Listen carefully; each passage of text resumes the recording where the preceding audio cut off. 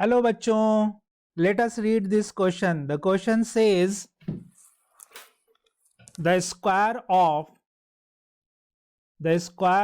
the difference of the slopes of the line represented by the equation x square into secant square theta minus sin square theta minus 2xy tan theta plus y square sin square theta is equal to 0 is. We have 4 options, right? तो हम लोग यहाँ पे सबसे पहले देखेंगे कि क्या की कॉन्सेप्ट यूज करेंगे. So the key concept is relation between the slopes of pair of straight lines, right? तो सबसे पहले हम देखें इक्वेशन ऑफ स्ट्रेट लाइन जो गिवन है वो क्या गिवन है. So the equation of the straight line is given secant square theta minus sine square theta into x square minus twice x y tan theta plus y square sine square theta is equal to 0. Obviously ये pair of straight line है जो कि origin से पास कर रहा है, right? तो origin से पास करने वाले लाइन की जो इक्वेशन है वो किस तरह की होती है स्टैंडर्ड फॉर्म में, वो हम लोग देख लेंगे. सो स्टैंडर्ड फॉर्म में जो लाइन की इक्वेशन होती है वो होती है कुछ इस तरह से, x square plus 2hxy plus by square is equal to 0. और जो दो पेयर ऑफ लाइन्स है उनके अगर स्लोप m1 m2 हैं तो m1 plus m2 is equal to minus twice h upon b and m1 into m2 is equal to a upon b, right? तो इसी रिलेशन को हम लोग यूज करेंगे और we will find all this things, right? तो from the present equation हमारे पास m1 प्लस m2 की क्या वैल्यू आ जाएगी? तो this is minus 2. What is h here? h is minus tan theta. So minus tan theta upon b.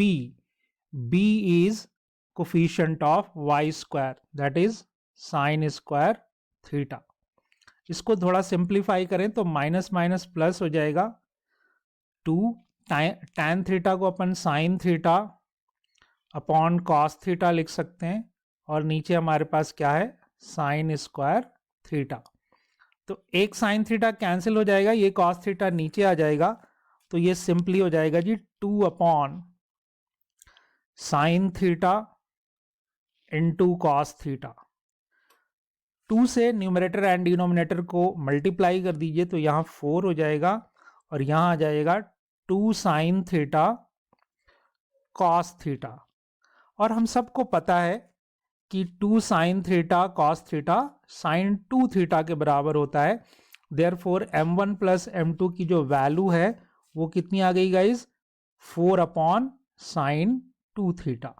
You may say this is equation 1. Similarly हम लोग m1 into m2 निकालेंगे तो m1 into m2 देखते हैं कितना आता है. So we will have m1 into m2, this is a upon b, that is x square का कोफिशिएंट अपॉन y square का कोफिशिएंट. तो ये कितना दे रखा है, sec square theta minus tan square theta upon sine square theta. यही है गाइस, देख लीजिए एक बार, second square theta minus sine square upon sine square. Yes, यही है. तो अब आइए यहाँ पे इसको क्या करते हैं, डिवाइड कर देते हैं.